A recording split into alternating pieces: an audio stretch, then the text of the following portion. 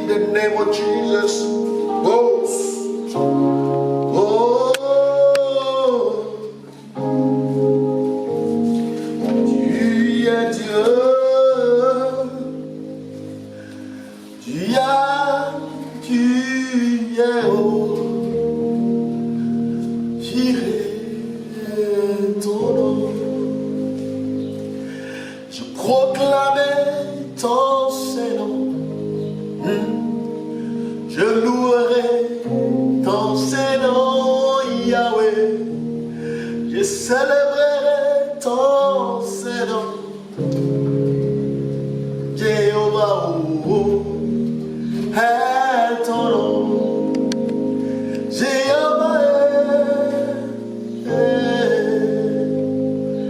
Jéhovah,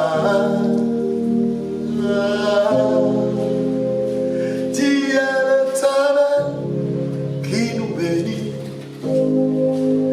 Tu es l'Éternel qui nous aime.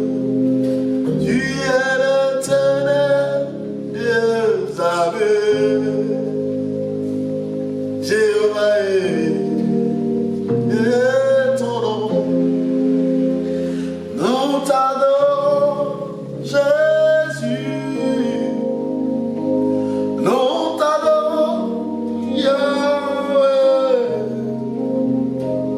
Nous te célébrons, Jésus. Nous te louons, Jésus. Jéhovah, tu es élevé. Papa, tu es élevé.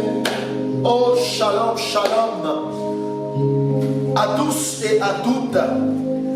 Et nous bénissons le Seigneur de cette réouverture de l'Église à l'intérieur par le discours du président de la République de Côte d'Ivoire et dans tout le monde entier, dans les lieux, dans les pays qui ont reçu l'ordre d'ouvrir un tant soit peu les temples. Nous bénissons le nom du Seigneur et nous croyons que les jours à venir, nous serons tous réunis dans la maison de notre Dieu et nous le louerons tous ensemble. Mais toi qui es connecté ce matin, sache que tu es béni, sache que le Seigneur de sa grâce repose sur ta vie, sache que sa présence est énorme sur ta vie. Mais je crois que ce matin, nous sommes plus que vainqueurs dans le nom de Jésus-Christ de Nazareth. Je dis ce matin, tu es béni d'où que tu es, d'où que tu nous prends en marche, d'où que tu nous prendras en marche. Quand tu entends ma voix, tu entends la voix de Dieu, parce qu'il parle au travers de moi, et que tu reçois la grâce divine et que tu es béni dans le nom puissant de Jésus. Je crois que Dieu dans sa faveur, Dieu dans son amour, Dieu dans sa fidélité, nous a fait passer la Pâque dans un moment de restitution. Il nous a fait vivre dans la Pâque, dans un esprit familial. Et aujourd'hui, nous voulons encore vous dire que nous avons commencé l'élan de la Pentecôte pendant que nous allons bientôt nous revoir. Et je crois que Dieu a déjà réuni ses enfants du fait que dans certains contrées, dans certains pays de l'intérieur, nous avons obtenu cette grâce de réouverture des temples. Nous bénissons Dieu dans cette grâce. Et ce matin, nous sommes accrochés à notre page, la page de la vie. Et je dis la page de la bonne nouvelle. Nous voulons bénir le nom du Seigneur qui nous a donné toute cette grâce de demeurer maintenant avec vous tout le temps que nous échangeons. Et nous prions à ce que vous réagissez. Nous prions à ce que vous réagissez sur les appels par notre page. Vous réagissez par les questions de compréhension. Et nous voulons vous demander de nous aider à évangéliser en partageant au fur et à mesure. Bien-aimés, nous rentrons dans un monde nouveau où chacun de nous doit évangéliser. Bien-aimé, même si tu ne peux pas venir évangéliser avec moi en direct, mais je voudrais que là où tu es, tu partages. C'est chaque fois que tu te connectes sur cette page de la vie, tu partages à tous ceux de tes amis et à plusieurs dons d'entendre l'évangile, je voudrais te dire que Dieu te bénira pendant que tu partages parce que tu es en train d'évangéliser avec moi. Donc sachez que tu ne peux pas peut-être quitter ton bureau pour évangéliser. Tu parles un temps soit peu avec tes cousins, tes collègues. Mais je voudrais te dire que tant que tu seras accroché à cette page et que tu disciplineras tout ce que nous envoyons, tout ce que nous prêchons, et que toi aussi à ton tour tu vas partager, tu es en train d'évangéliser indirectement avec nous. Et tu feras du bien à quelqu'un de ton groupe. Tu feras du bien à quelqu'un qui entendra cette parole et cette personne sera bénie. Donc, quand cette personne sera bénie, tu seras aussi béni, et tu seras béni, et tu seras béni. Soyez bénis. Ce matin, nous allons travailler sur un thème du mois, et le thème central de ce mois, c'est l'Esprit Saint, l'un des acteurs principaux dans notre marche chrétienne. L'Esprit Saint, l'un des acteurs principaux dans notre marche chrétienne. Et ce matin, nous avons juste 3 acteurs. Et les 3 acteurs, nous avons Dieu le Père, Dieu le Fils, Dieu le Saint-Esprit. Et chacun de nous le sait. Nous avons Dieu le Père, Dieu le Fils, Dieu le Saint-Esprit. Et Dieu le Père, Dieu le Fils, Jésus-Christ, Dieu le Saint-Esprit, Dieu l'Esprit Saint, vous le savez, l'Esprit de Dieu. Et je voudrais, aujourd'hui, notre étude nous parlera de la 3e personne de ces acteurs-là. Et cette 3e personne, la Bible dit qu'il est la 3e personne de la Trinité. Et cette Trinité, ce sont les 3 principaux acteurs. Et ce matin, nous allons parler du Saint-Esprit. Bien-aimés, nous allons parler de l'Esprit Saint. Dieu te bénisse. Bien-aimés, qui est le Saint-Esprit? Ou bien qui est l'Esprit Saint? Beaucoup d'entre nous parlent de l'Esprit Saint, mais qui est l'Esprit Saint? Et beaucoup d'entre nous pouvaient dire que l'Esprit Saint, pour eux, est identifié comme une force mystique. D'autres l'identifient comme une force impersonnelle de Dieu. Et d'autres disent que c'est une force, oui, impersonnelle, mais cette force a été donnée aux disciples de Jésus. À cet effet, la Bible nous dira quelque chose d'important. À cet effet, d'autres disent que l'Esprit Saint, c'est une force mystique. D'autres disent que c'est une force impersonnelle donnée par Dieu aux disciples de Jésus. Ça, c'est notre pensée à nous. C'est notre définition à nous. Mais que dit la Bible? Que dit la Bible de ce qui est l'Esprit Saint? Que dit la Bible? La Bible nous dit que l'Esprit Saint de Dieu est une personne avec des émotions et une volonté. L'Esprit Saint est une personne avec des émotions et une volonté. Et nous allons le découvrir au fur et à mesure. L'Esprit Saint est une personne avec des émotions et une volonté. Toute personne comme toi et moi, nous allons constater que une personne a des émotions et une personne a une volonté.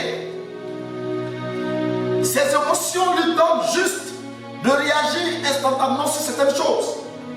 Et sa volonté en lui donne de prendre des décisions ou des résolutions.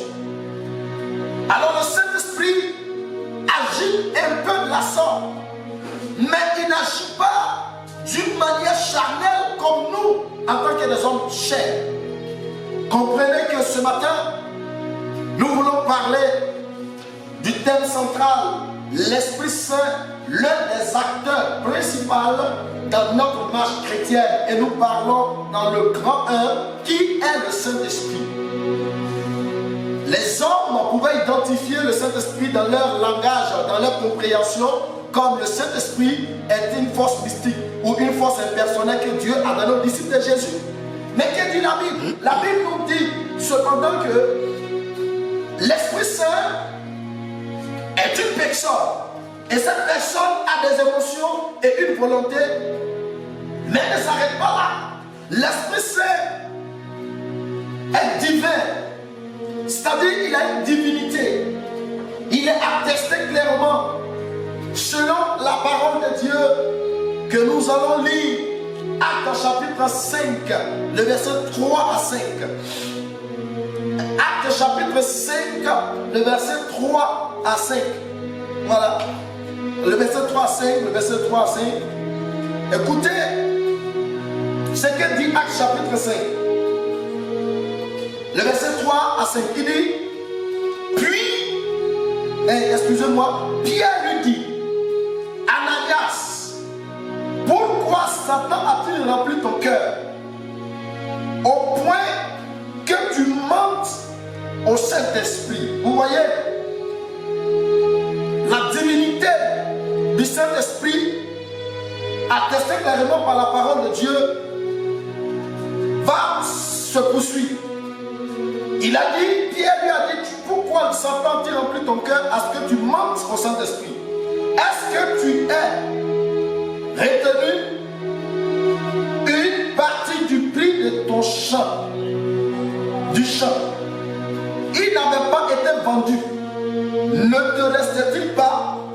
Et après qu'il a été vendu, le prix n'était-il pas à ta disposition? Comment as-tu menti? Comment as-tu pu mettre en ton cœur un pareil dessein? Ce n'est pas à tes hommes que tu as menti, mais à Dieu. Regardez la divinité du Saint-Esprit pour dire qu'il est aussi Dieu, l'Esprit Saint. Écoutez-moi bien. Bien dit au commencement qu'il a menti au Saint-Esprit. Parce que le diable a rempli son cœur. Et en finalité, dans ce verset 4, il dit que mais ce n'est pas à l'homme que tu as menti, mais c'est à Dieu que tu as menti. Donc nous allons associer ces deux choses pour comprendre que le Saint-Esprit a déjà ce qui est en lui, il est attesté comme une divinité. Donc cette divinité est comparée à Dieu. Alors il est à la fois Dieu l'Esprit Saint, comme Dieu le Père est Dieu le Père, et Dieu le Fils est Dieu le Fils. C'est-à-dire Dieu est Dieu, son Fils est Dieu, et l'Esprit Saint est Dieu. Les trois personnes, chacun a sa place en nous. Pour ne pas dire que les trois personnes résident en nous. La parole dit que ce n'est plus moi qui vis, c'est Christ qui vit en moi. Or, ce qui vit en moi, en nous se trouve l'existence du Saint-Esprit. Donc, nous manifestons ses émotions et nous manifestons sa volonté.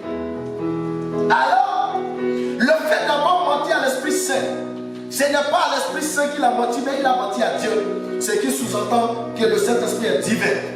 Alors, il y a de nombreux passages qui peuvent l'exprimer ainsi. Mais nous allons poursuivre. Nous allons parler de ce que le Saint-Esprit a un attribut divin. Un attribut divin parce que la parole de Dieu dit que Dieu est omniscient, omnipotent et omniprésent. Alors, lorsque nous allons lire ce passage dans le livre de Psaume 139, versets 7 à 8, nous allons comprendre un attribut divin dont nous parlons de son omniprésence, attesté par le Psaume 139, au verset 7 à 8. L'Esprit Saint aussi est omniprésent. Omniprésent. Et nous sommes d'accord, si Dieu est omniprésent, le Saint-Esprit est omniprésent. Le Saint-Esprit est partout. Le Saint-Esprit est avec nous partout. Donc c'est son attribut. Et cet attribut est aussi l'attribut de Dieu. Donc le Psaume 139, le verset 7 à 8, nous allons le lire simplement. Où irai-je loin de ton esprit? Nous parlons de l'Esprit Saint. Que dit David? Et où fuirai-je loin de ta face? Nous parlons de la face de Dieu. Si je monte aux cieux, tu es là. Qui vit aux cieux? C'est l'Esprit Saint. Dieu, c'est l'Esprit Saint, c'est Jésus. Parce que Jésus est allé auprès du Père. Et quand il est allé auprès du Père, il s'en va nous préparer une place. Donc Dieu au ciel, Jésus est au ciel et le Saint-Esprit est avec nous. Oui, parce que le Saint-Esprit est pour le moment avec nous. Si je monte au ciel, tu es là. Et si je me couche au séjour des morts, te voilà pour dire que l'Esprit est partout. Même dans le séjour des morts, c'est qui a démontré la résurrection de Jésus par la présence de l'Esprit de Dieu. Voilà.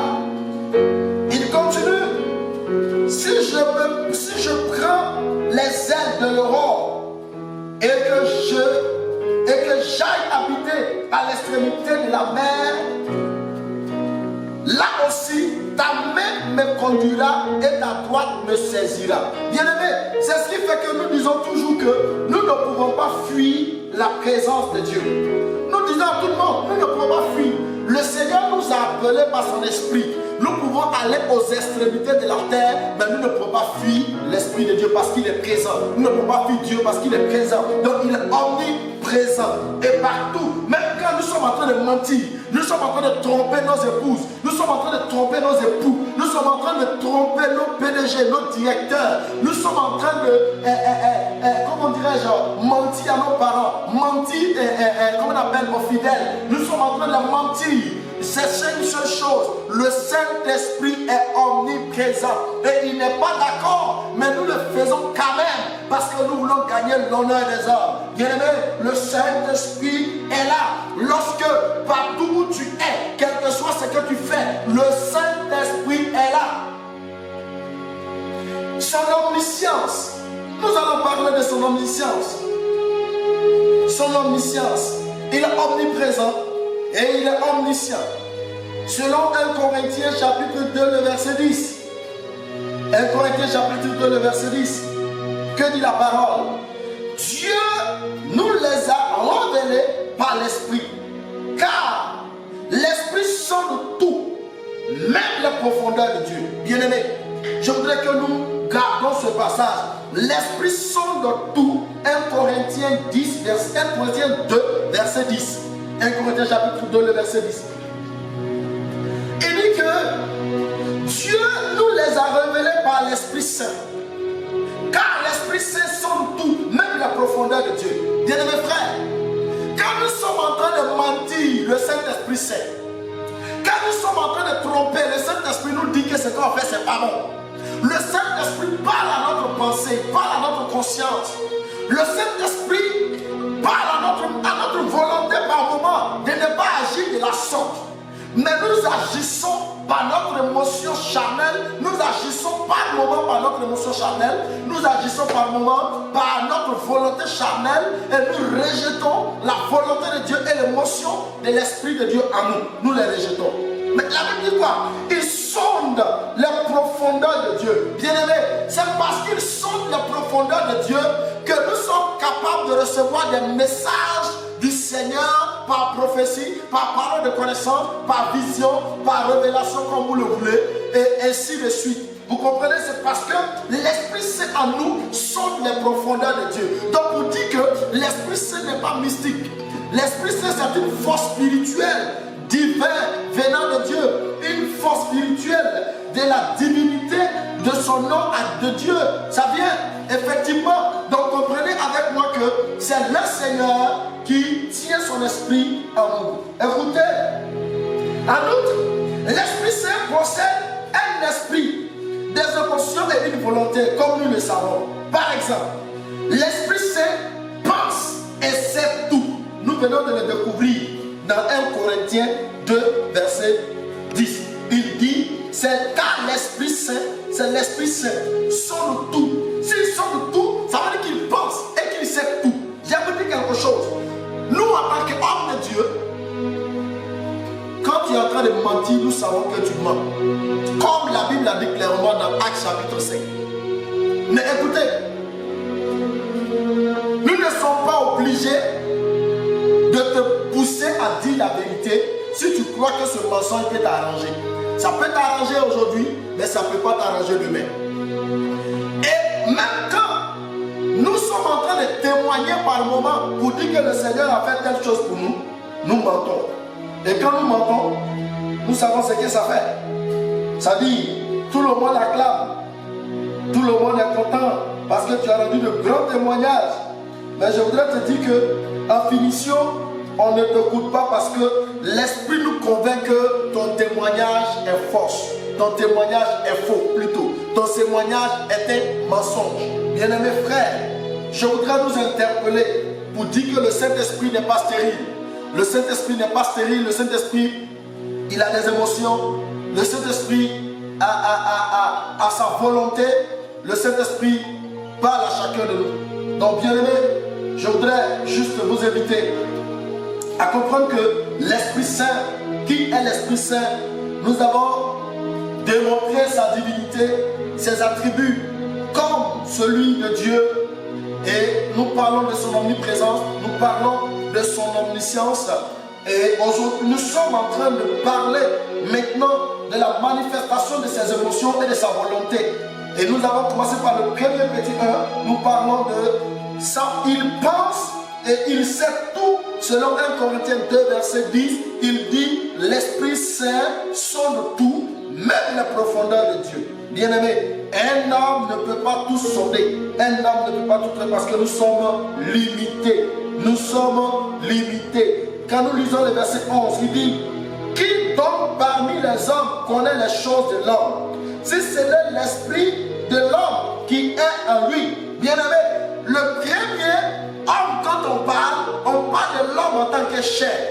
Et le deuxième homme, quand on dit l'esprit de l'homme en lui, c'est l'esprit de Dieu, c'est l'Esprit Saint qui est en nous, qui nous permet juste de percer par moment des révélations privées dans la vie de quelqu'un, qui nous permet de découvrir que cette personne, par exemple, a telle maladie, que telle personne, il y a telle chose qui va lui arriver, que telle personne, voici ceci va se produire. Ce n'est pas seulement un songe, mais je vous parle de la parole de connaissance, de la prophétie, mais je vous parle de que vous voulez d'autres révélations manifestant les dons. Donc c'est par le Saint-Esprit que nous avons la manifestation des dons. C'est par le Saint-Esprit que nous avons la manifestation des dons.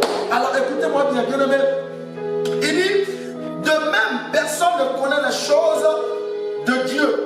Si ce n'est l'Esprit de Dieu, et comprenez avec moi, nous ne pouvons pas connaître les choses de Dieu si ce n'est que l'Esprit de Dieu qui peut nous permettre de connaître les choses de Dieu. Pourquoi d'autres personnes lisent la parole de Dieu et qu'ils pataugent, c'est-à-dire ils dévient le contexte de la parole parce qu'ils ne laissent pas l'Esprit de Dieu lui donner ce qu'il veut dans son émotion, dans sa volonté, dans la connaissance de la parole de Dieu, mais il souhaiterait prendre son témoignage à la foi et sa connaissance personnelle, charnelle, pour prêcher la parole de Dieu. Bien aimé, pourquoi d'autres personnes pouvant avoir de gros diplômes et ces personnes ne sont pas des qualifiées pour prêcher l'évangile? Effectivement, mais il nous faut le Saint-Esprit ou il nous faut la présence de l'Esprit Saint en nous qui nous donnera son émotion, qui nous donnera sa volonté, qui nous permettra juste de prêcher dans le contexte de la parole de Dieu à tous ceux qui veulent l'entendre. Donc vous comprenez, ce n'est pas par magie, c'est par l'Esprit de Dieu. Voilà. C'est par l'Esprit de Dieu. C'est l'Esprit du Seigneur qui sonde les profondeurs. Et c'est l'Esprit du Seigneur qui nous permet d'aller encore davantage. Le deuxième petit point, il nous dit ici qu'il peut être attristé. Le Saint-Esprit peut être attristé. Éphésiens chapitre 4, le verset 30.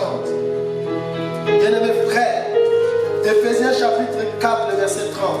Le Saint-Esprit peut être attristé. Vous voyez, en tant qu'homme, nous avons des émotions. Et puisque nous avons des émotions, nous avons de la volonté, ce qui fait que nous sommes par moments aussi attristés. Donc le Saint-Esprit, sinon l'Esprit Saint, peut être attristé. Et quand nous lisons Éphésiens chapitre 4, le verset 30, il dit, n'attristez pas le Saint-Esprit de Dieu, par lequel vous avez été scellés par le séjour de la rédemption. Que toute amertume, animosité, toute colère, toute clameur, toute calomnie et toute espèce de méchanceté disparaissent du milieu de vous. 32. Soyez bons, les uns envers les autres, compatissant, vous pardonnant réciproquement, comme Dieu vous a pardonné en Christ. Bien-aimé, le Saint-Esprit est attristé quand nous marchons dans un esprit de désobéissance, dans un esprit coléreux, dans un esprit de calomnie, de mensonge. Nous vivons dans la paresse, dans la paresse. Nous ne sommes pas prêts à pardonner. Bien-aimé, ne vous trompez pas de ce que quand nous pardonnons, pardonner quelqu'un ne veut pas dire de continuer de le suivre. Mais pardonner quelqu'un, c'est d'enlever tout ce qu'il a fait contre toi de mal. Tout ce qu'il t'a fait de mal, c'est d'enlever ça dans ton cœur. Mais ce pardon sera définitif lorsque nous constatons que la personne utilise des voies et moyens pour réjouir le cœur de celui qui a été pardonné. Hein? Le cœur de celui à qui on a demandé pardon. Mais celui qui demande pardon, quand il continue de poser des actions qui vont contre son pardon, ça n'a rien à voir avec quelqu'un qui dit qu'on ne peut pas pardonner. Si, on pardonne. Donc le Saint-Esprit ne veut pas que nous remplissons nos cœurs de haine, d'amertume. Donc il faut pardonner en vidant le cœur et en avançant. Mais pardonner, c'est prendre des précautions, prendre de nouvelles résolutions. C'est ce que ça veut dire, pardonner. On pardonne, mais quand on finit par prendre de nouvelles résolutions, c'est-à-dire, il faut faire attention dans la marche maintenant pour éviter certaines choses. Donc, ici, ce qui nous intéresse, nous parlons de ce deuxième point. Le Saint-Esprit peut être attristé du fait qu'un homme aussi peut être attristé. Vous voyez, tu peux être attristé. Si ta femme t'a trompé, tu peux être attristé. Si ton mari aussi t'a trompé, tu peux être attristé. Donc, juste pour dire que quand le Saint-Esprit est en nous, quand il nous envoie et que nous refusons de faire ce qu'il dit, alors il est attristé. Quand nous désobéissons, il est attristé. Quand nous posons des actes qui ne le glorifient pas, quand nous péchons, il est attristé. Quand nous connaissons l'impudicité, l'impureté, il est attristé. Quand nous gardons dans nos cœurs tout ce qui est des soupirs, il est attristé. Donc ce matin, le Saint-Esprit peut être attristé. Le petit 3, la Bible dit que le Saint-Esprit intercède pour nous, selon Romains 8. Romains chapitre 8, le verset, Romains chapitre 8, le verset 26 à 27. Romains chapitre 8, le verset 26 à 27. Il intercède pour nous. Le Saint-Esprit intercède pour nous. Comprenez? Le Saint-Esprit fait beaucoup de choses. Le Saint-Esprit intercède pour nous. Romains chapitre 8, le verset 26 à 27. On va le lire ensemble. De même, aussi l'Esprit nous aide dans notre faiblesse. Bien-aimés, quand nous sommes faibles, quand nous n'avons plus de réveil de prière, à cause du péché ou à cause du découragement, lorsque nous confessons, lorsque nous abandonnons et que nous revenons, c'est le Saint-Esprit qui nous donne quoi? Il nous aide à nous relever. Donc le Saint-Esprit est une force divine cachée à nous. Et cette force nous permet d'aller encore, de prendre courage et de nous relever. Car nous ne savons pas ce qu'il convient de demander dans nos prières. Bien-aimés, quand nous sommes faibles, oui, je sais que cela a pu t'arriver un jour. Je sais que parce que cela m'est arrivé. Même Abraham, le père de la foi, cela lui est arrivé. Alléluia. Bien-aimés, quand nous sommes faibles, quand nous sommes découragés, quand nous avons perdu le réveil, quand nous avons perdu l'amour du Seigneur, quand nous avons perdu notre relation avec Dieu, et que nous ne savons plus quelle est la prière que nous allons lui adresser. Lorsque nous avons péché, nous nous demandons, mais est-ce que le Seigneur va nous pardonner? Oui, il est juste bon pour nous pardonner. Et c'est le Saint-Esprit qui met des paroles dans notre bouche afin que nous puissions prier, nous puissions l'invoquer. Mais l'Esprit Saint lui-même, ça dit, la Bible dit que l'Esprit Saint lui-même intercède et il intercède par des soupirs inexprimables. Bien-aimés, lorsque la Bible nous dit qu'il intercède par des soupirs inexprimables, pendant que nous dormons, pendant que nous sommes en train de manger, pendant que nous sommes en train de peut-être regarder la télévision, pendant que nous sommes en train de travailler, c'est le Saint-Esprit qui intercède sans relâche, avec des soupirs inexprimables, c'est sans relâche. Romains chapitre 8, le verset 26 à 27. C'est le Saint-Esprit qui intercède sans relâche. Le Saint-Esprit ne fait que prier pour nous sans relâche. Et il le fait sans intervalle de temps. Et il le fait pour tout le monde. Donc le Saint-Esprit est divin. Et le Saint-Esprit est puissant. Bien-aimé, le Saint-Esprit intercède pour nous avec des soupirs inexprimables. Lorsque nous sommes fatigués et que nous sommes couchés, c'est le Saint-Esprit qui intercède pour nous. C'est lui qui empêche l'ennemi de venir nous engloutir, de venir nous prendre. C'est pourquoi, pour que son intercession puisse te soutenir, il faudrait que tu sois dans la marche avec lui. Il faudrait que tu sois dans la cohérence, tu sois dans la relation avec lui. Il faudrait que tu sois corps, âme et esprit dans la pureté, dans la sanctification avec lui. Il faudrait que tu gardes une très bonne relation avec lui. Et celui qui sonde les cœurs connaît la pensée de l'esprit. Waouh! Et celui qui sonde les cœurs connaît la pensée de l'esprit, parce que c'est selon Dieu qu'il intercède en faveur des saints. Donc, le Saint-Esprit sonde les cœurs, mais Dieu aussi sonde les cœurs. Donc, c'est pourquoi il est à la fois Dieu, et nous allons comprendre que le Saint-Esprit, il ne fait rien de lui-même. Il fait ce que le Père veut, et il fait ce que le Fils veut. Et nous allons comprendre que nous pensons que le Saint-Esprit fait pour lui à part, et Dieu fait pour lui à part. Et comment on appelle ça? Jésus fait pour lui à part. Je voudrais vous dire que le Saint-Esprit, le Fils de Dieu, et Dieu lui-même, ce que Jésus fait, c'est ce que le Père fait. Ce que le Saint-Esprit fait, c'est ce que Jésus fait. Donc cela veut dire que Dieu se trouve en Jésus et Jésus se trouve dans le Saint-Esprit. Je me répète, Dieu se trouve en Jésus, Dieu se trouve en Jésus et Jésus se trouve dans le Fils et dans le Saint-Esprit.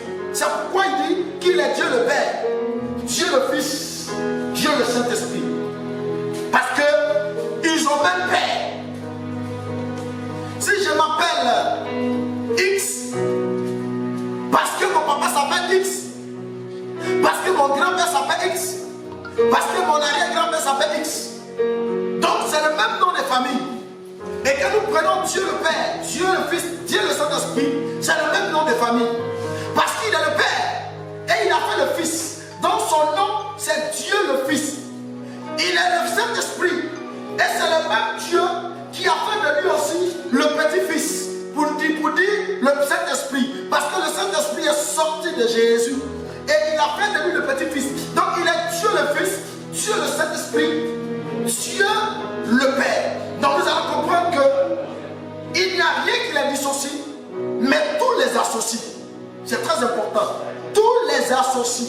Bien aimés frères, tous les associe. Le Saint-Esprit n'est pas à part, Dieu n'est pas à part, comment on appelle, le Fils n'est pas à part. Ils sont ensemble avec le même nom de famille.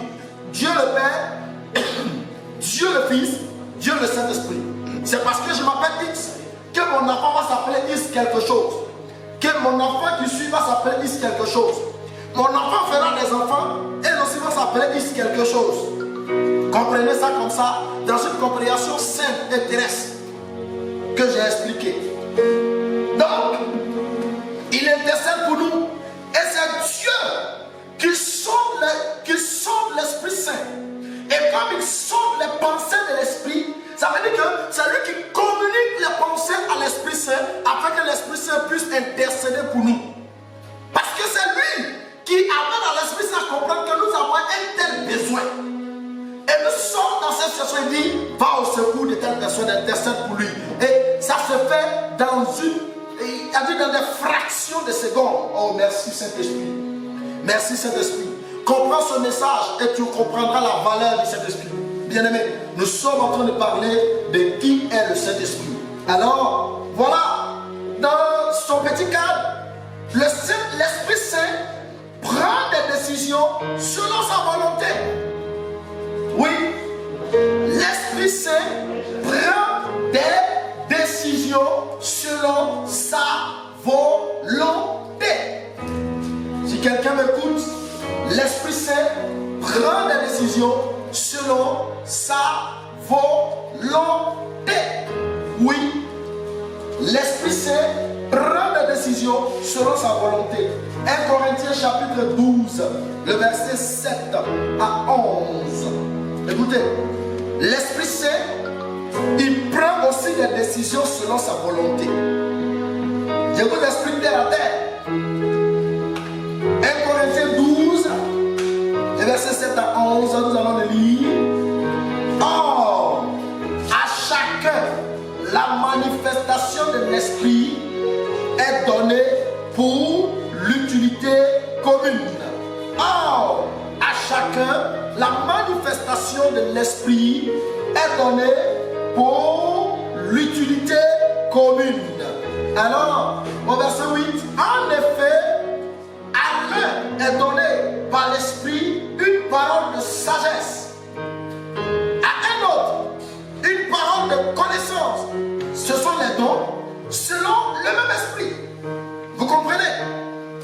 Le même esprit me donne à moi un esprit de parole de sagesse. Et le même esprit te donne à toi un esprit de parole de connaissance. Je voudrais que vous compreniez purement et simplement, je dis, nous avons un même Père. Et le même Père, son nom se répand sur tout le monde. Et c'est ce que nous avons compris quand on parle de la Trinité. Et la Trinité, c'est Dieu le Père, Dieu le Fils, Dieu le Saint-Esprit. Donc il s'appelle Dieu le Père. Il a fait son Fils. Son Fils s'appelle Dieu le Fils. Et le Fils aussi a fait son Fils qui est son petit-fils. Il s'appelle Dieu l'Esprit Saint. Ça c'est une compréhension simple. C'est une compréhension terre à terre que je viens de vous donner. Donc, l'Esprit prend des décisions de partager les dons. Et il donne à qui il veut comme il le veut. Certains disent, c'est pourquoi nous disons qu'il n'y a pas de vilaine personne. Parce que Dieu a décidé de donner l'image qu'il veut à telle personne. Il a décidé qu'il donne l'image qu'il veut à telle personne.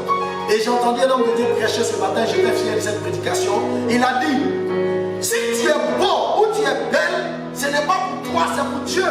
Donc il faut utiliser ça pour la gloire de Dieu. Si toi tu es beau et que tu es belle et que tu dois prendre tout pour te livrer à la prostitution, mais tu ne sais pas que tu détruis l'image de Dieu. Oui, le Saint-Esprit prend des décisions. Et sa décision, c'est de donner des dons. Je ne veux pas aller au-delà. Nous allons lire Matthieu chapitre 1, le verset 16 à 18. Matthieu chapitre 1. Soyez bénis. Soyez bénis ce matin. Matthieu chapitre 1, le verset 16 à 18.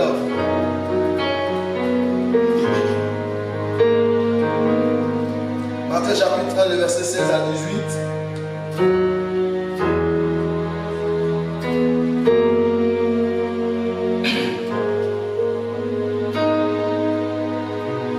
Matthieu chapitre 1, le verset 16 à 18.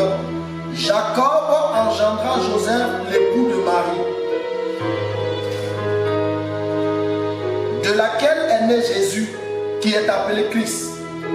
Verset 17. Il y a donc en tout 14 générations depuis Abraham jusqu'à David. 14e génération depuis David jusqu'à la déportation de Babylone. Et 14 générations depuis la déportation de Babylone jusqu'à Christ. 3 fois 14 générations avant Jésus-Christ. 3 fois 14 générations. Donc vous comprenez que la source de la mort et de la résurrection de Jésus pour ressusciter le 3e jour, ce n'est pas fortuit. C'est une base bien donnée. Il a dit qu'il a fallu 3 générations avant que Jésus ne soit dans sa naissance. Donc comprenez qu'il est de la 3e génération. Donc, au verset 18, voici de quelle manière arriva la naissance de Jésus. Marie, sa mère, ayant été fiancée à Joseph, se trouva enceinte par la vertu du Saint-Esprit, avant qu'ils aient habité ensemble. Ça veut dire qu'elle était vierge, elle n'avait pas de mari, et comment on appelle, il n'y avait pas encore eu de rapport sexuel. Verset 19, son époux qui a été un homme de bien, ne voulant pas diffamer, se proposa de rompre secrètement avec elle. Comme il pensait voir un ange du Seigneur lui apparu en songe, pendant qu'il pensait, la Bible dit que le Saint-Esprit pense et sait. Donc pendant que Joseph était en train de penser, l'Esprit le savait. Et un ange lui fut donné par Dieu. Et l'ange vient lui dire de ne pas divorcer Marie parce qu'elle est enceinte. Mais regardez, c'est une décision de l'Esprit. Lorsque l'ange Gabriel a dit à Marie, quand Marie lui a posé la question, mais comment cela peut-il se faire parce que je ne connais point d'homme? L'ange lui a dit, ne crains rien. Quand l'Esprit viendra sur toi, mais c'est quel esprit? C'est l'Esprit Saint. Le Coran parle des esprits, mais la Bible parle de l'Esprit. Le Coran dit, quand les anges ont parlé, les esprits ont souvenu sur lui. C'est ce que le Coran dit. Mais en réalité, ce ne sont pas les esprits, c'est l'Esprit Saint qui est venu sur lui, sur l'ordre de l'ange. Et quand l'Esprit Saint est venu sur lui, la Bible dit que l'Esprit Saint jaillira sur lui comme la lumière, et cela pénétrera son corps et elle sera enceinte. Vous voyez que l'Esprit Saint prend des décisions et l'Esprit Saint accomplit des volontés. Il a accompli la volonté de son Père qui est à la fois sa volonté. Et Marie fut enceinte. Et Marie, lorsqu'elle fut enceinte, son mari Joseph se trouvant, il se sentait indigne, il voulait divorcer. Mais l'Esprit Saint qui pensait, pendant que c'est Dieu qui sonde les pensées de l'Esprit Saint, Dieu envoie l'ange et Dieu dit à Pierre et à Joseph plutôt de ne pas divorcer, que ce qui se passe vient de lui Dieu. Et Pierre a retiré sa parole. Bien aimé, c'est pour vous dire que l'Esprit Saint prend des décisions et selon sa volonté. Et aussi, il fait parfois certaines volontés, parce que lorsque nous le prions, nous disons au Saint-Esprit, va toucher le cœur de quelqu'un pour qu'il me bénisse. Il a fait ta volonté. Si cela est sa volonté, il le fait. Mais si ta volonté n'est pas la volonté de l'Esprit Saint, n'est pas la volonté de Dieu, n'est pas la volonté de Dieu, tu ne verras rien. C'est ce qui est clair. Cinquièmement, il est Dieu opérant comme consolateur, c'est-à-dire il est le Saint-Esprit qui console et il est l'Esprit Saint qui conseille par la promesse de Jésus-Christ. Jean 14, versets 16 et 26. Donc l'Esprit Saint est aussi notre consolateur. Il nous console quand nous sommes affligés. Il nous console quand nous sommes en détresse. Il nous console quand nous sommes en pleurs. Il nous console quand nous avons perdu l'espoir. Il nous console quand nous nous voyons dans une situation dramatique. Il nous console quand nous ne savons point dire. Il nous console. Donc, Jean 14, le verset 16, voilà ce qu'il dit l'Esprit. Et moi, je prierai le Père, et il vous donnera un autre consolateur, afin qu'il demeure éternellement avec vous. Et le verset 17 dit, l'Esprit de vérité que le monde ne peut recevoir parce qu'il ne le voit point et ne le connaît point. Mais vous, vous le connaissez, car il demeure avec vous, il sera en vous. Il demeure avec vous, il sera en vous. Bien-aimés, lorsque nous confessons Jésus-Christ, lorsque nous acceptons la parole de Dieu, le Saint-Esprit automatiquement vient à nous. Parce que c'est le début du salut, lorsque nous avons accepté. Et c'est pourquoi la Bible dit que le monde ne le connaît pas. Donc ça veut dire que si tu es en Christ et que tu n'as pas encore compris que tu dois abandonner les choses du monde, tu ne pourras pas réaliser cette manifestation en toi. Parce que cette manifestation sera toujours sous la domination des œuvres des ténèbres. Sera sous la domination sur l'esprit des ténèbres à cause de ce que le péché abonde. Donc il est attristé, il n'est pas en mouvement. Donc lorsque nous recevons le Saint-Esprit, il vient pour nous consoler. Mais quelque chose d'intéressant, Jésus dit qu'il priera pour que Dieu nous envoie un autre consolateur. Parce que lui-même, il était qui? Il était consolateur. Et vous êtes d'accord avec moi quand je dis que ce que le Dieu fait, c'est ce que son fils fait, c'est ce que son petit-fils fait. Donc ce que Dieu fait, c'est ce que Jésus fait, c'est ce que l'Esprit Saint fait. Donc je vais vous dire quelque chose. L'Esprit Saint ne va pas contre Jésus, Jésus ne va pas contre Dieu. Et je vais vous dire que l'Esprit Saint ne refuse pas ce que Dieu dit et ne refuse pas ce que Jésus dit. Parce que pour le moment, Dieu et Jésus-Christ, ils sont ensemble. Mais l'Esprit Saint est avec nous et demeure avec nous. C'est ce qui a été dit. Mais regardez, un temps soit peu, le verset 26. Le verset 26 nous dit quoi? Mais le consolateur, l'Esprit Saint, que le Père enverra à mon nom, vous enseignera toutes choses et vous rappellera tout ce que je vous ai dit. Mais le consolateur, l'Esprit Saint, que le Père enverra à mon nom, vous enseignera toutes choses et vous rappellera tout ce que je vous ai dit. Bien-aimé, il ne peut pas t'enseigner hors la parole de Dieu. Il ne peut pas t'enseigner hors la parole de Dieu. C'est à la base de la parole de Dieu qu'il va t'enseigner.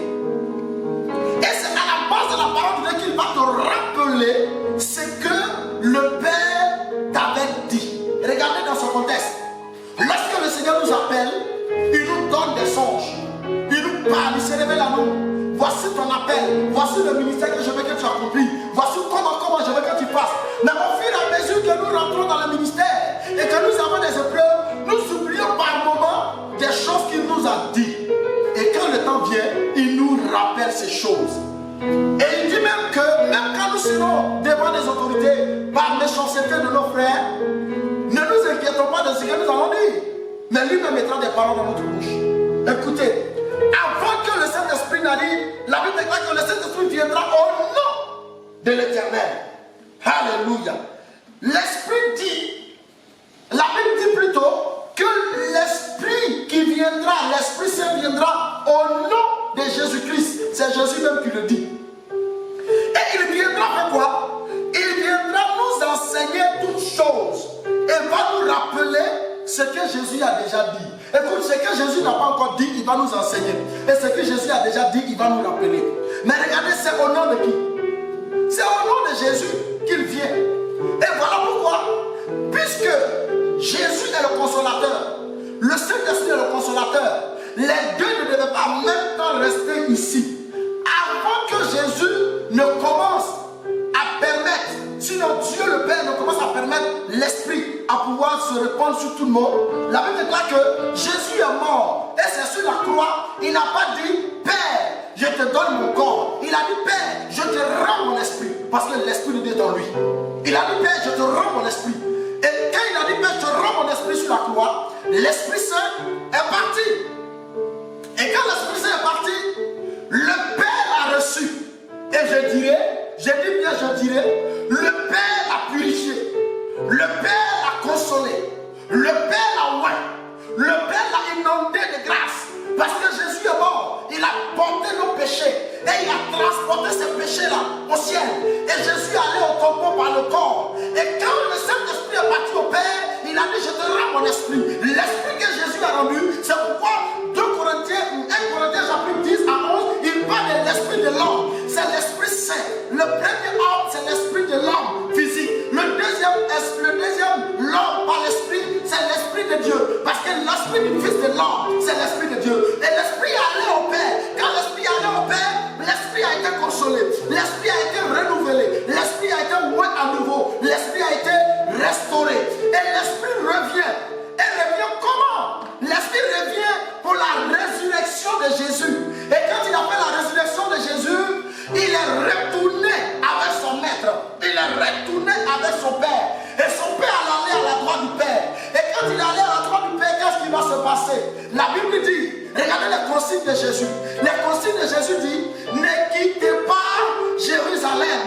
Ne quittez pas Jérusalem, mais restez à la chambre haute. La chambre haute, c'était un lieu que Jésus et les disciples étaient toujours là-bas. C'était un lieu où ils priaient. C'était un lieu où ils jeûnaient. C'était un lieu où ils intercédaient. C'était un lieu où ils avaient l'habitude de changer la parole de Dieu.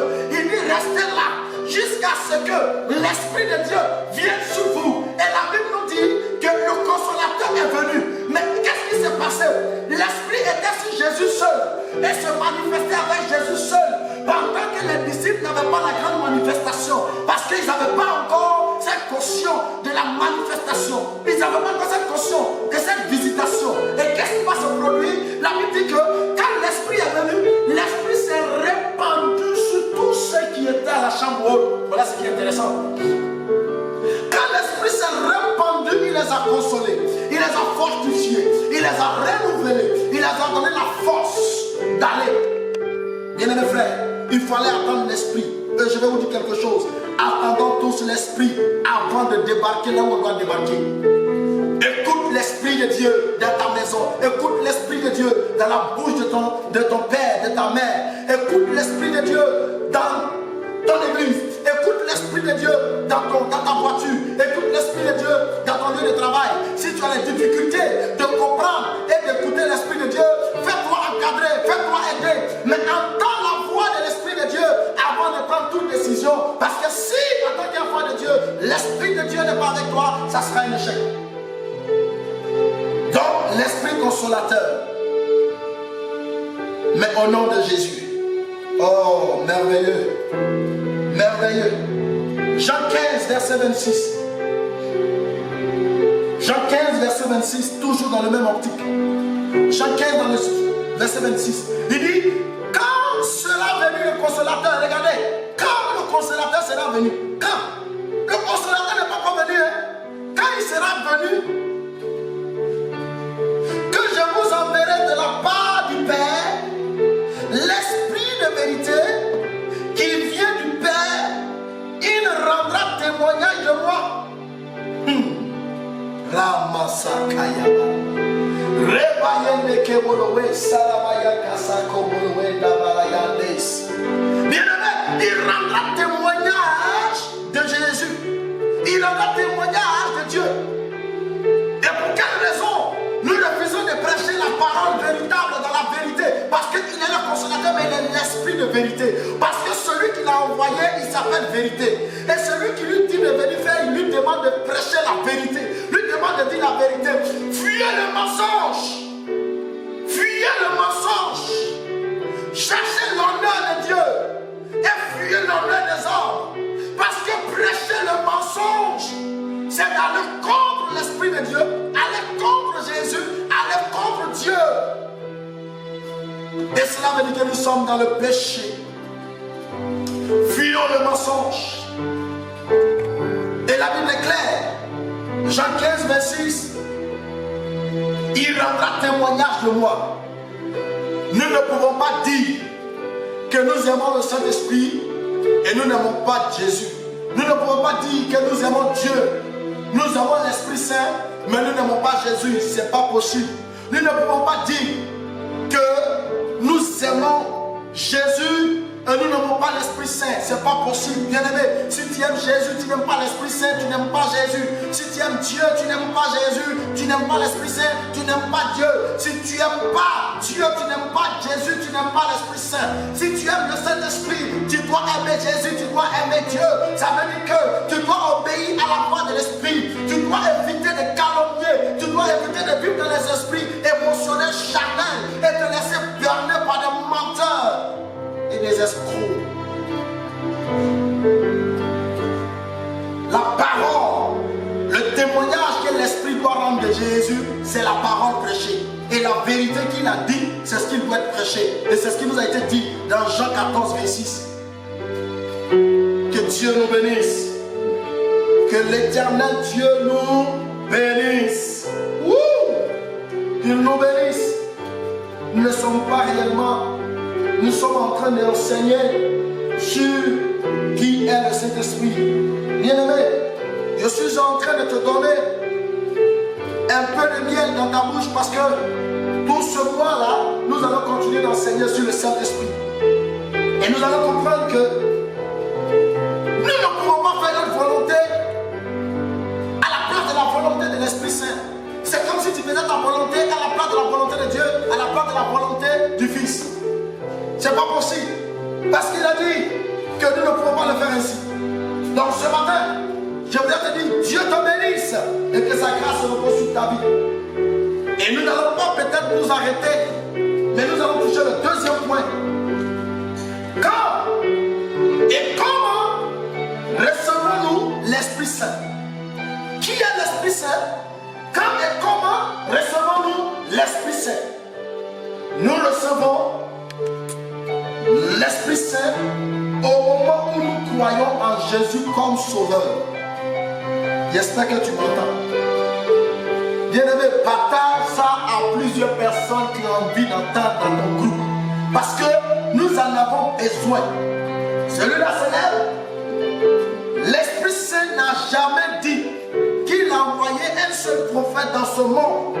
Et il a envoyé ce seul prophète-là afin que nous croyions à ce seul prophète. Bien-aimé, il dit qu'il a appelé plusieurs, mais il a élu certains. Ça, c'est l'Esprit de Dieu. Il dit que l'Esprit de Dieu doit rendre témoignage de Jésus, mais l'Esprit de Dieu ne doit pas rendre témoignage de son Père spirituel en extravagance. C'est-à-dire, on rend témoignage de son Père spirituel, oui, mais on ne peut pas placer son Père spirituel à la place de Dieu. On ne peut pas placer son Père spirituel à la place de l'Esprit Saint. On ne peut pas placer la place spirituelle à la place du Fils de l'homme. Mais on rend témoignage de tout ce que Dieu a fait à travers lui pour toi. Ça veut dire qu'il ne faut pas dépasser les bornes. Bien mes frères, quand et comment recevons-nous l'Esprit Saint? Alors, nous recevons l'Esprit Saint au moment où nous croyons en Jésus-Christ comme Sauveur. Vous comprenez? Nous recevons l'Esprit Saint au moment où nous croyons en Jésus-Christ comme Seigneur et Sauveur. C'est ce qui est clairement dit. Nous recevons au moment où nous croyons en lui. Nous recevons. Oui. Donc ça veut dire que ça n'a rien à voir. Écoutez, ça n'a rien à voir avec la manifestation de l'Esprit. Ça n'a rien à voir avec la visitation de l'Esprit. Mais ne nous trompons pas. Parce que lorsque nous le recevons, l'Esprit Saint, chose qui est claire et réelle, c'est que il vit en nous. Donc nous le recevons parce que nous l'avons confessé. Donc quand nous prenons 1 Corinthiens 12, 13, nous allons le lire. 1 Corinthiens chapitre 12, le verset 13. Bien aimé, nous allons terminer tout à l'heure. Sur le deuxième point, nous allons nous arrêter au deuxième point. Quand et comment recevons-nous l'Esprit Saint? 1 Corinthiens 12, le verset 13. Nous allons le lire tous ensemble. Verset 13. Nous avons tous, en effet, été baptisés dans un seul esprit, qui est l'Esprit Saint, pour former un seul corps, soit juif, soit grec, pour ne pas dire que si tu es baoulé, guéri, quoi, que Dieu t'a appelé, c'est pas un seul esprit que nous sommes appelés, et c'est le seul esprit qui nous a baptisés. Soit esclave, c'est-à-dire celui qu'on pense qu'il ne doit même pas servir Dieu, c'est-à-dire nous quand on le regarde là, on dit c'est pas lui écrit. Donc lui là comment? C'est lui, c'est le Seigneur aussi qui l'a appelé. Sois libre. Et nous avons tous été abreuvés d'un seul esprit. Nous avons tous été abreuvés. Un abreuvoir. Un abreuvoir, je dirais, c'est là où se trouve de l'eau et que les animaux peuvent aller boire. Donc je dirais que c'est comme le tuyau du Saint-Esprit brevet de l'esprit, d'obtenir de l'esprit de Dieu la parole, d'obtenir de l'esprit de Dieu la force, d'obtenir de l'esprit de Dieu la puissance. Oui, c'est le Saint-Esprit. Donc, quand tu reçois la parole, quand tu reçois Jésus, sache que tu as reçu le Saint-Esprit. Il continue de nous en parler dans Romains 8, 9. Romains chapitre 8, 9. Comment on reçoit l'Esprit de Dieu? C'est de ce que je suis en train de parler. Si tu as reçu la parole de Dieu, si tu as confessé Jésus, tu as reçu le Saint-Esprit. Seulement que ce qui te manque, c'est sa manifestation en toi. Voilà. Et je vais vous dire, j'en arrive tout à l'heure. J'en arrive tout à l'heure. Voilà, 8. Romains 8, verset 9. Romains 8, verset 9, voici ce qu'il est écrit. Pour vous, vous ne viviez pas selon la chair, mais selon l'esprit, si du moins l'Esprit de Dieu habite en vous. Ah, bien-aimé, du moins, si l'Esprit de Dieu habite en vous, vous ne vivez plus selon la chair, mais vous vivez selon l'Esprit. Vous voyez, il y a l'émotion de la chair et il y a l'émotion de l'Esprit Saint. Et la Bible nous dit que pour nous qui avons confessé Jésus, pour nous qui avons accepté Jésus, ça dit, l'Esprit de Dieu déjà est en nous au travers de la parole qu'on a reçue. Mais nous n'avons pas encore le baptême de feu. Nous n'avons pas encore le baptême de feu. Nous n'avons pas encore la visitation de la puissance de l'Esprit. C'est différent. Le peuple, c'est-à-dire les 12 disciples, avaient en eux l'Esprit de Dieu parce qu'ils ont reçu Jésus, ils ont reçu la parole. Mais il fallait que Jésus meure, il part au tombeau, l'Esprit part au Père, il finit ses 40 jours et que l'Esprit revient à nouveau en son nom pour le remplacer. Quand je dis remplacer, c'est tout juste pour dire que physiquement Jésus n'est pas là, mais l'Esprit de Dieu règne à sa présence. Il règne en sa présence.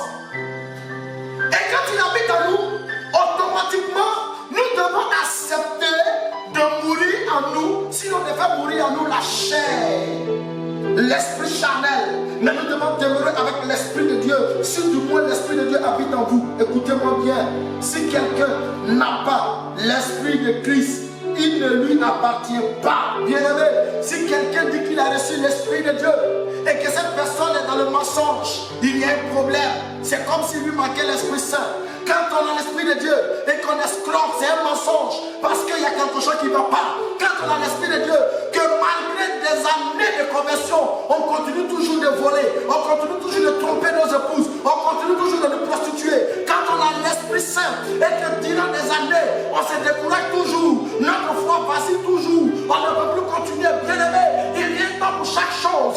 Quand l'Esprit Saint est là, quand l'Esprit Saint est en toi, tu es obligé de te conformer à la manifestation de l'Esprit. Tu es obligé de marcher selon l'Esprit. Ça veut dire quoi? Lorsque j'ai reçu la parole et que la parole me dit, aime Jésus-Christ comme ton Seigneur sauveur personnel, j'ai reçu l'Esprit de Dieu et l'Esprit de Dieu habite en moi. Mais je n'ai pas encore le baptême de feu, je n'ai pas encore la visitation. Ça veut dire quoi? J'ai l'Esprit en moi parce que j'ai la parole, mais je n'ai pas encore manifesté, je n'ai pas encore parlé peut-être en langue, je n'ai pas encore essayé moi-même quand je prie, je n'ai pas encore senti sa présence comme tout le monde pouvait le dire. Mais écoutez, l'Esprit de Dieu est dans la vie de tous les chrétiens qui ont dit oui véritablement à Jésus par sa parole. C'est ce que dit la parole de Dieu.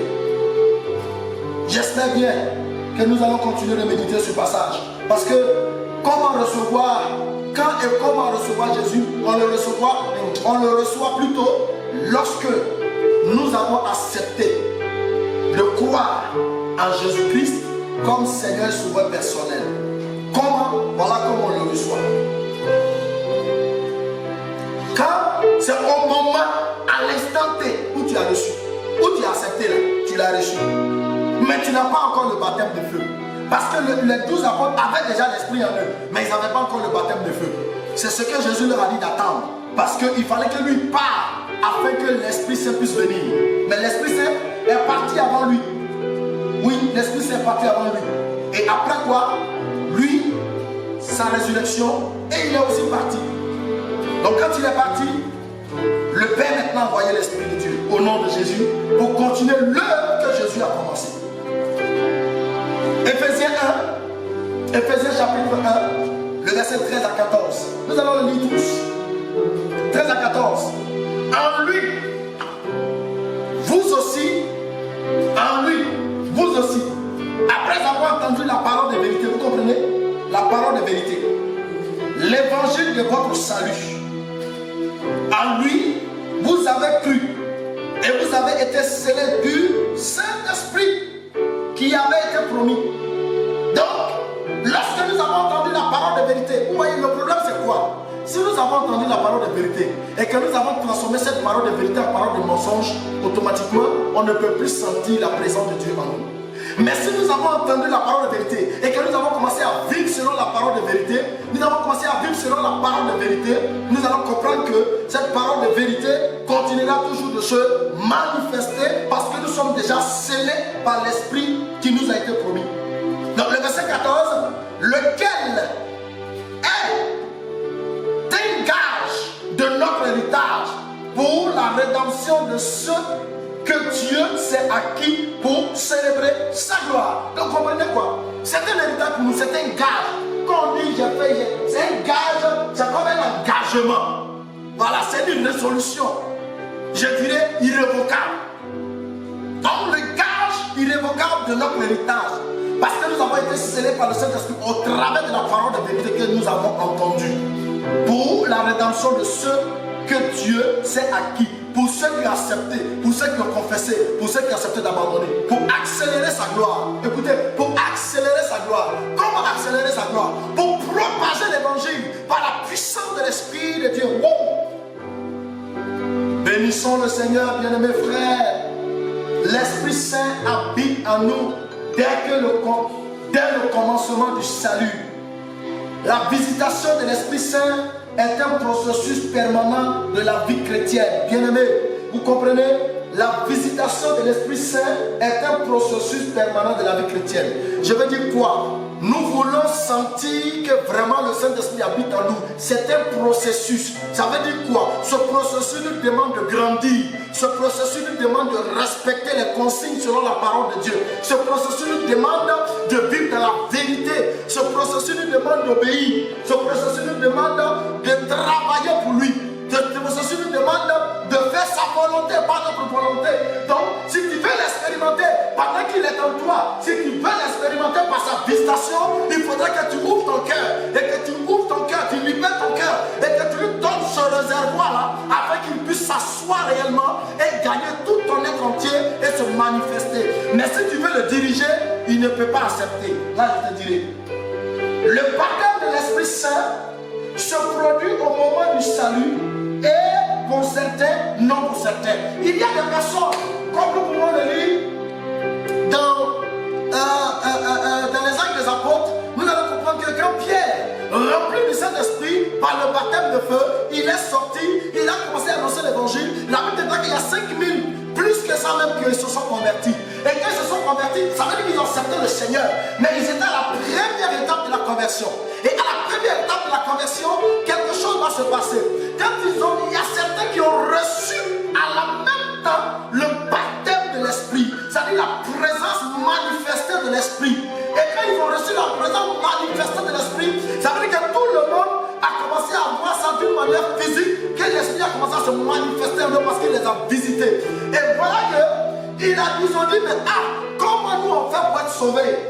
Pierre a dit, mais si vous êtes déjà baptisé par le Saint-Esprit, pourquoi réfugérer le baptême d'eau? Vous comprenez?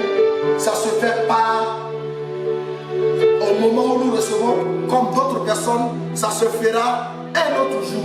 Ça se fera à un moment donné. Ça se fera au fur et à mesure. Parce que ça dépend de ce que notre cœur a reçu et comment il a accepté, comment il a conçu en lui et comment il a accepté cette vérité de tout son cœur, de toute son âme. Et ça dépend de tout ça.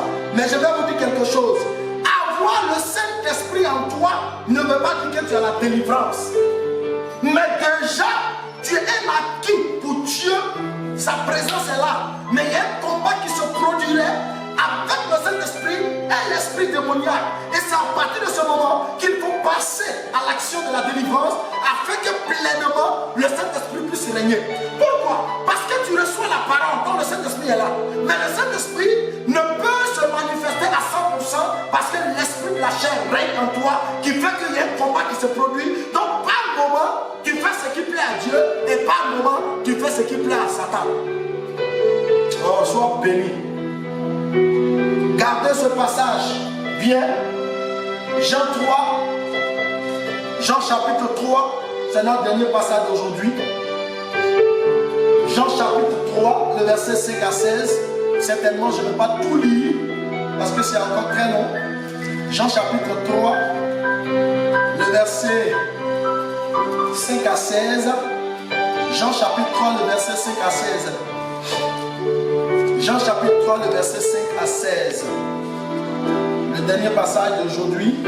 Jean chapitre 3, le verset 5 à 16. Jean chapitre 3, le verset 5 à 16. Je lis la parole. Jésus répondit en vérité, je te le dis. Si un homme ne naît de nouveau, et si un homme ne naît d'eau, premier, et d'esprit, ça veut dire Esprit Saint, il ne peut entrer dans le royaume de Dieu. Excusez-moi, si tu es baptisé et que le Saint-Esprit ne peut pas régner en toi et transformer ton caractère, ton attitude et tes habitudes, ça serait difficile pour toi pour aller dans le royaume. C'est pas moi qui le dis, c'est la parole qui le dit. Parce que même si tu chantes, que tu n'acceptes pas que le Saint-Esprit transforme ton caractère par la parole que tu reçois, parce que beaucoup reçoivent la parole de Dieu et ils raisonnent de cette parole en regardant son frère, sa soeur pour dire que c'est lui qui est comme ça. Sinon nous on n'est pas comme ça, mon frère. Tu vas rester malgré ta belle voix. Tu vas rester, ma soeur, malgré ta belle voix. Tu vas rester malgré ton éloquence. Tu vas rester, tu n'iras pas dans le royaume des cieux. Parce que ton habitude n'a pas changé. Ton appétit n'a pas changé. Ton attitude n'a pas changé.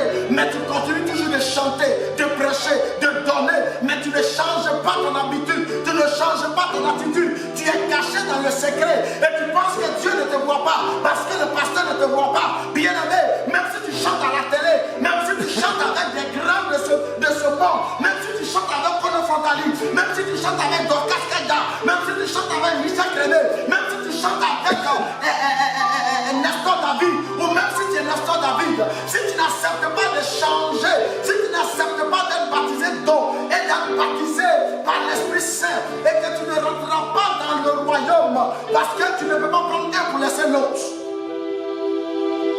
Vous qui dites que vous avez donné votre vie à Jésus, si vous refusez le baptême d'eau, ou bien vous acceptez le baptême d'eau et que vous refusez le Saint-Esprit, en tout cas préparez-vous parce que ça serait difficile pour entrer dans le royaume. C'est ce qu'il dit la parole.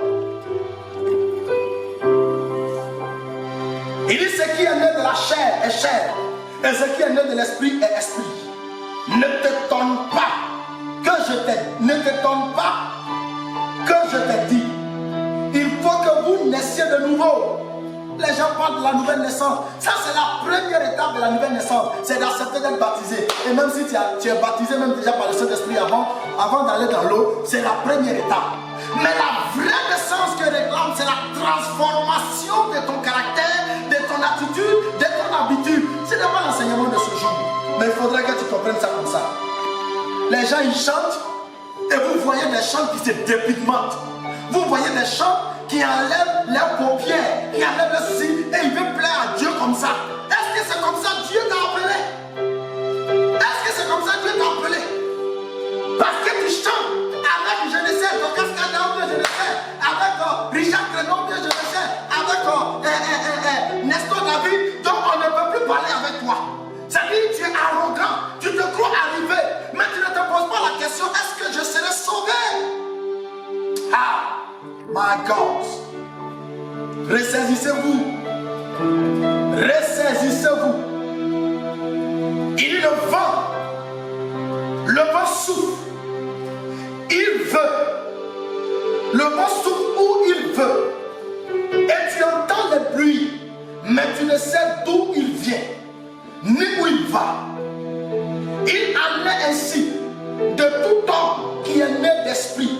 Ça dit, on ne peut pas te maîtriser, on ne peut pas te comprendre. Quand tu vis avec le Saint-Esprit, on ne peut pas te comprendre parce que tu ne fais rien de toi-même, tu fais la chose selon l'Esprit de Dieu.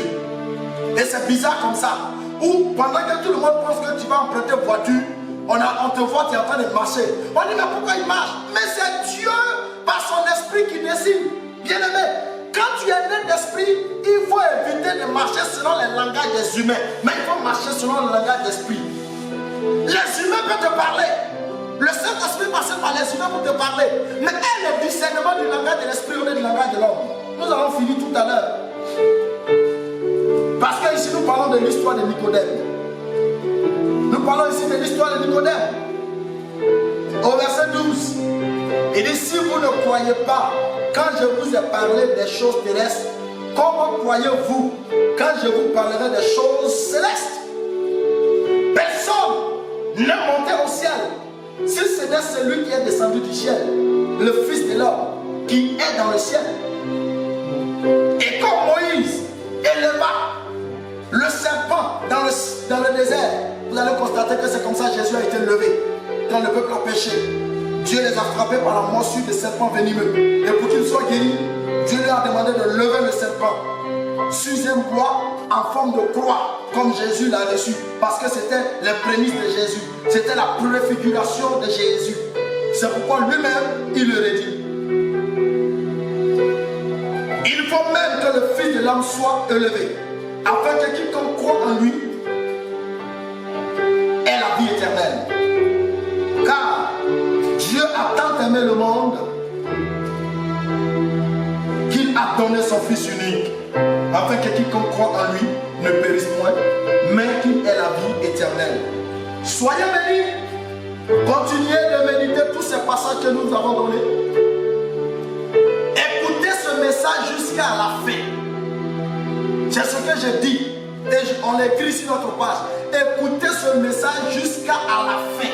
Parce que ça, quelque chose de bon va percer ton cœur, va percer ton ministère, va percer ta compréhension biblique et ta compréhension de la parole de Dieu sur la compréhension de l'Esprit de Dieu. L'importance, la capacité, la qualité, le fondement sur la fondation de l'Esprit Saint. Alors, shalom, shalom à vous. Nous voulons vous bénir dans le nom de Jésus-Christ de Nazareth. Et nous voulons rendre gloire à Dieu pour vous. Ce message nous a fait du bien. Et nous savons que ça vous fera du bien si vous l'écoutez attentivement. Bien-aimés, si le Saint-Esprit est en moi, c'est sûr que les choses du monde, c'est deux points que nous avons traités dans notre thème central à partir de ce matin. Et dimanche prochain, nous allons parler quels sont les fruits de l'Esprit Saint. Et nous parlerons de comment marcher avec l'Esprit Saint. Dimanche prochain, nous serons certainement dimanche, c'est pas 17. Nous serons dimanche 17.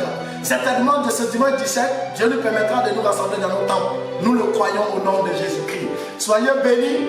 Et si vous croyez à cet enseignement, je vous dis que le Saint-Esprit se saisira de vous, même si vous avez perdu l'espoir, même si vous êtes découragé par votre ministère, même si vous êtes découragé d'un homme de Dieu soi-disant, même si vous êtes découragé de votre vie chrétienne, même si vous êtes découragé parce que Dieu ne vous a pas encore béni, même si vous êtes découragé parce que vous n'avez pas encore eu l'enfant que vous voulez, le travail que vous voulez, le ministère, tu commences à te détruire. Même si tu ne crois pas à son existence, écoute ce message et expérimente-le en payant une Bible si tu n'en as pas. Lis cette Bible avec tous les passages qui ont été donnés et demande-lui que je veux te voir. Et il va se présenter et tu verras la gloire de Dieu se manifester. Bien-aimés frères et sœurs, nous saluons tous nos frères et sœurs de l'église évangélique La Voix de Dieu dans le monde entier, que ce soit en Côte d'Ivoire, en Afrique, au Maroc, aux États-Unis, en France, en Irak et plusieurs autres pays. Nous voulons vous saluer et que le Seigneur vous bénisse et que sa grâce se repose sur votre vie. Pendant que tu l'as entendu, rentre dans ta chambre et expérimente-le, tu verras qu'il se manifestera. Mais soyez attachés parce que nous serons encore des rendez-vous le mercredi et je pense bien que nous allons nous entendre. Shalom, shalom à vous, que Dieu vous bénisse. Merci Seigneur pour ta grâce et ta gloire ce matin, au nom de Jésus. Amen.